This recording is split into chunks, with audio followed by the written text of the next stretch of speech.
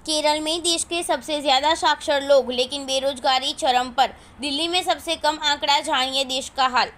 नई दिल्ली अर्थात priority labour force survey के द्वारा 2024 की पहली तिमाही जनवरी से मार्च तक के देश में बेरोजगारी के आंकड़े जारी किए गए हैं, जिनमें यह पता चल रहा है कि 15 से 19 वर्ष के आयु वर्ग में बीच के युवा बेरोजगार की तगड़ी मार को झेल रहे हैं, जिसमें कि केरल सबसे आगे है और दिल्ली सबसे कम है। आपको यह भी बताते चले कि केरल देश का सबसे साक्षर राज्य है, लेकिन यहाँ पर बेरोजगारी सबसे ज़्यादा है। इन वर्ग में कुल बेरोजगारी दर 70% तक रही, जो 2023 की इस अवधि में मामूली कम है।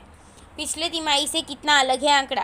टाइम्स ऑफ इंडिया के द्वारा एक रिपोर्ट प्रकाशित की गई है, जिससे यह बताया गया है कि PLFS के आंकड़े यह बताते हैं कि 15 से 19 आयु वर्ग के बेरोजगारों के मामले में जम्मू और कश्मीर, तेलंगाना, राजस्थान और उड़ीसा शीर्ष 5 राज्यों में शामिल है। इन दौरान सभी आयु वर्गों में बेरोजगारी 6.7% है। आसपास ही हेजब की अक्टूबर-दिसंबर की पहली तिमाही में यह आंकड़ा 6.5 के आसपास था।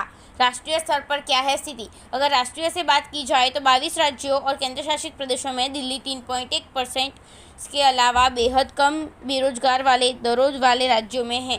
वहीं गुजरात 9%, हरियाणा 9.5% का नाम शामिल है। इसके अतिरिक्त कर्नाटक में यह आंकड़ा 11.5% और मध्य प्रदेश में यह 12.1% पर है। महिलाओं के बीच बेरोजगारी दर सबसे ज़्यादा जम्मू और कश्मीर में, जहां आंकड़ा 148.6% पर है। किसे माना जाता है बेरोजगार?